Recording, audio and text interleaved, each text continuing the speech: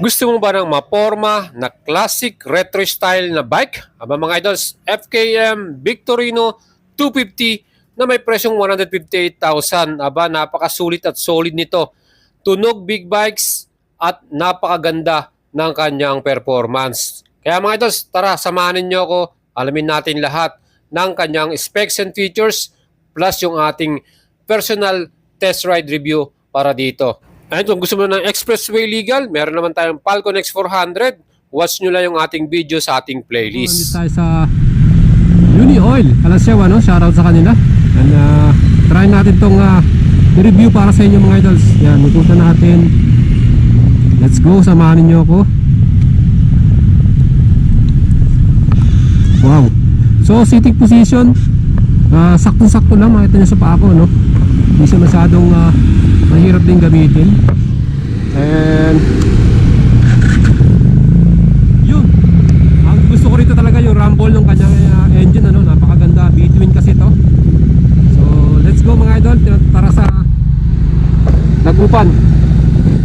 And mga idols, kung gusto nyo ng tunog big bike na classic bike, etong ating Victorino 250i ay merong 250cc displacement between, kaya rumble nito, ang ganda. Air cooling to at merong fuel injection na rin, 5-speed manual transmission.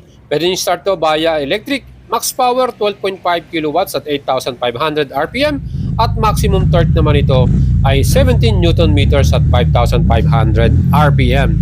And ang ganda ng performance ito, meron tong average top speed 135 to 140 km per hour. Ganun kaganda at kalakas to.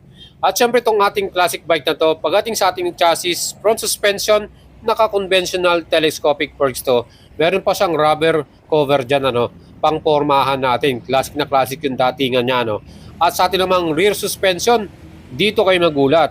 Monoshock to via swing arm. And napil natin talagang komportable tayong nag-rides dito mga idol, ha. At for sure mga idols, pag ito na-try nyo, nasubukan nyong i-ride to dahil malakas yung engine niya, ang isa pa rin na gustuhan ko rito ay yung kanyang handling. At para sa akin, pagdating sa mga city ride, even traffic pa yan, hindi siya mahirap isingit, ano. Madali lang natin siya nagamit. Perfect din yung kanyang monoshock at yung kanyang pinaka telescopic fork sa harapan. Ang ganda rin po ng bounce, so hindi natin na-feel yung parang tagtag. So maganda yung ating experience para dito. Kaya nga kung kayo po ay merong ganitong klaseng bike, maporma, takaw pansin, very eye-catchy, at ang kagandahan din dyan, naka-disc brake din yung ating pinaka front brake, at yan may merong 2-piston caliper, no. Wavy disc yung style, same sa ating likuran, at yan din naman ay may 1-piston caliper. Ang pinulang nga lang tayo dito, sana sinolid na nila to kahit man lang merong single channel ABS. Siyempre mas confident tayo kung meron tayong ABS, di ba mga idols. Pero para sa akin yung rides natin dito, napaka-decent din naman yung ating braking stop natin dito.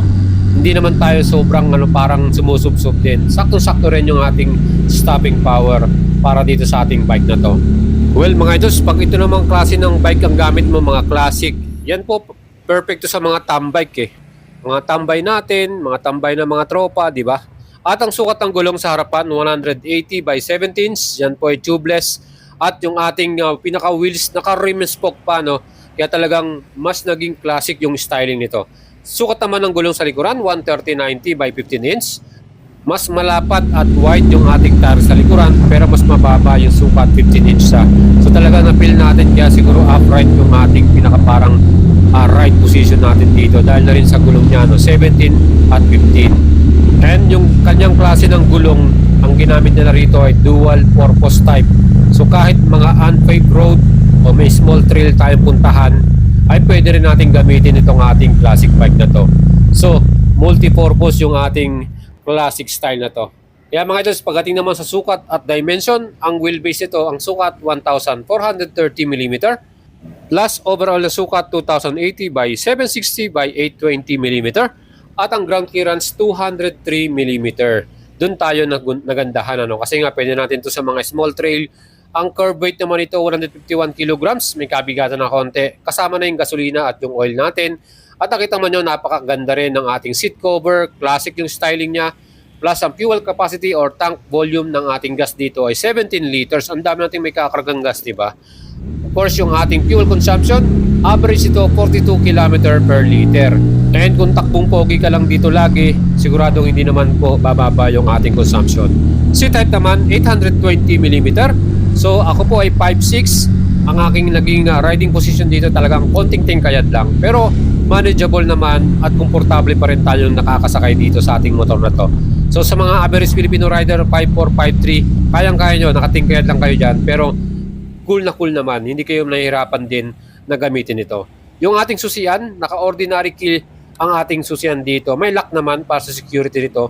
At nakita mo nyo yung ating panel, semi-digital. Yung RPM ay analog, pero yung ating mismong speedometer at yung ating pinaka-fuel gauge, digital na yan. Kaya mga idols, very informative din at wala tayong problema dyan. So, itong ating handlebar, nakita nyo, naka-bar and mirror pa tayo. Kaya mas pormahan natin ay talagang classic.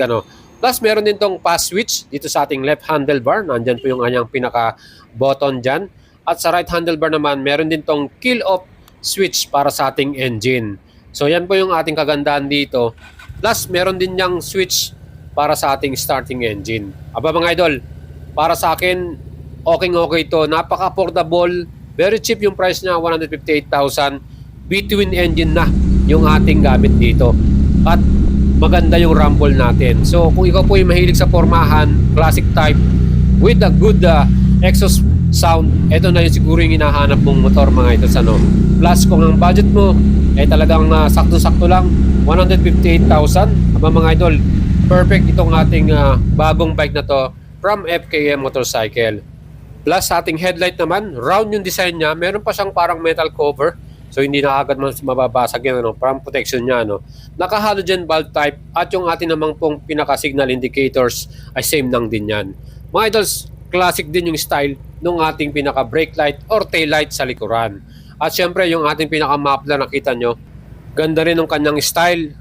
Paano na lang kung papagawin pa ng aftermarket muffler. Sigurado ako, mas solid at mas buong-buo yung exhaust sound natin dito dahil na rin sa ating B-twin engine na ito. Mga idols, ang kanyang presyo, SRP nito ay 158,000. Ngayon po ay pwede nyo mabili ito. Mag-add pa kayo ng LTO na 3 years, maybe 3,000, depende sa kasa. Ang down payment naman 63,200. 12 months, 9,000 plus at 18 months, 6,952. Pwede nyo akong i-PM sa ating FB page, Boy Salabaria. Kung kursunado mong bumili nito mga idols, pwede ko kayong i-repair sa ating FKM Motorcycle Sales Attendant natin dyan at officer. May assist natin kayo dyan kagad-agad. Ang color na available to, meron tong green, gray, saka silver color. So yun nga po ang ating brand new FKM Victorino 250i na merong B-twin engine. Again, huwag niyong kalimutang i-subscribe ang ating YouTube channel at pwede niyo akong i-PM or i-message sa ating FB page, Boy Salabaria. Like and follow na yan. Kung gusto niyo maglabas nito at bumili nito, i-assist ko kayo dyan mga idols. Walang problema yan. Kaya yan po, sana nagustuhan niyo yung ating video. Mag-leave po kayo ng comment. Ano pong masasabi niyo rito sa classic bike ng FKM na to? Ang ating Victorino 250. Napaka-solid. Ang lakas ng performance ito mga idols. Kahit meron ka sigurong passenger back ride, walang problema. Yung arangkada, ang lakas, talagang mabilis din yung takbuhan nito.